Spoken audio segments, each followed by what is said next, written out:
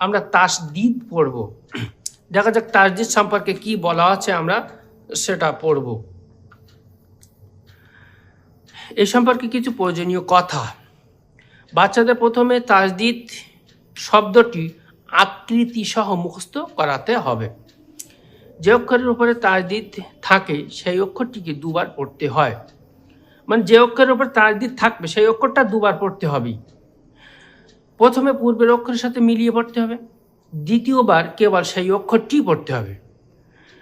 মানে যে অক্ষরের উপরে তাসদিদ থাকবে সেই অক্ষরটা প্রথমে তার আগে যে অক্ষরটা থাকবে সেই অক্ষরের সঙ্গে মিলিয়ে পড়তে হবে, পরে যে অক্ষরের উপর তাসদিদ আছে সেই অক্ষরটাকে একা একাই পড়তে হবে তাকে।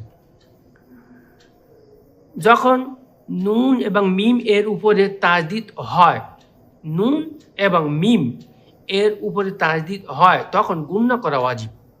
তার মানে এই তাসদিদ যে অক্ষর মানে নুন এবং মিমের উপর যদি আসে তাহলে কিন্তু নুন এবং মিম গুণনা হবে, গুণনা করা ওয়াজিব হয়ে যাচ্ছে এখানে। যেমন তানবিন, নুন সাকিনের ক্ষেত্রে আমরা হুরফে ইকফার কোনো অক্ষর আসলে আমরা গুণনা করেছি, ঠিক তেমনভাবে কিন্তু এখানে এই তাসদিদ নুন এবং মিনের উপর আসলে গুণনা ওয়াজিব হয়ে যাবে, গুণনা করে পড়তে হবে। নাকের মধ্যে আওয়াজকে কিছুক্ষণ বন্ধ করে রাখার নাম গুণনা। গুণনার পরিমাণ ও একালিফ সমতুল্য, একালিফ সমতুল্য গুণনা করতে হয়। এটা হচ্ছে পরিমাণ।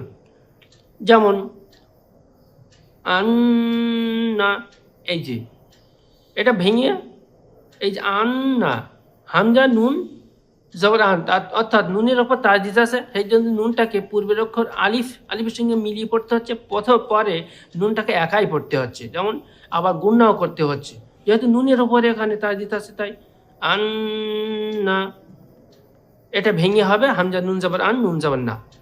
এটাকে যখন আমরা একত্রিত করব তখন হবে নুনের ওপর তাসদিদ, আন্না।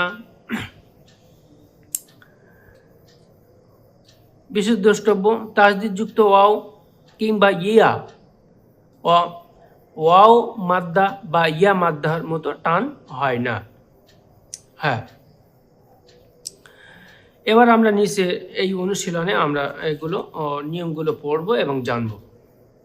হামজা বা সাবার আব, আব বা সাবার বা, আব্বা, আব, প্রথমে আব, তারপর বাজার বা, আব্বা।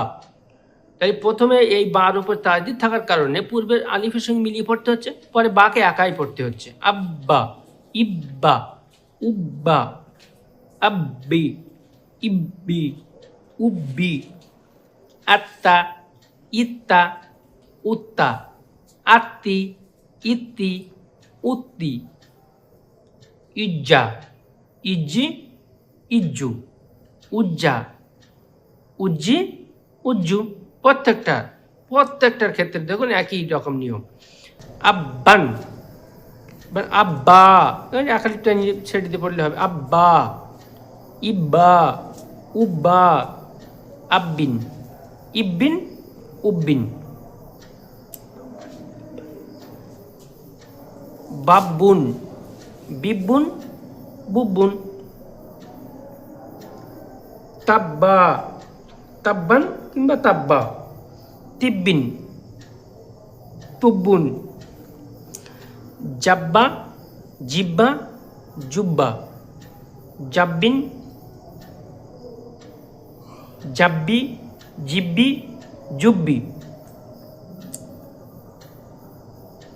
ফা, ফা,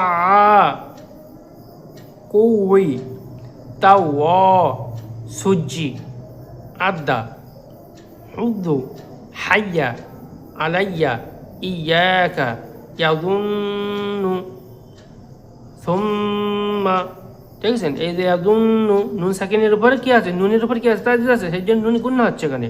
আবার এখানে মিমের উপরে, এই পরের শব্দে মিমের উপরে তাসদিদ থাকার কারণে মিমে গুণনা হচ্ছে। সুম্মা। আজ আমরা এই পর্যন্ত শিখলাম। দেখা হবে আবার পরের সবকে অন্য কোনো ভিডিওতে। তো ভিডিও কেমন লাগলো, যদি ভালো লাগে কমেন্ট শেয়ার করবেন এবং বন্ধুবান্ধবদের মাঝে, আত্মীয় স্বজনের মাঝে বেশি বেশি করে শেয়ার করে দেবেন, যাতে তারা শিখতে পারে সঠিকভাবে। কারণ আমাদের এই কোরআন শেখা প্রত্যেকটা মানুষের জন্য ফরজ। কোরআন শিখতেই হবে। একজন মুসলিম দাবি করবো, নামাজ পড়বো, অথচ কোরআন শিখবো না, তা তো হয় না।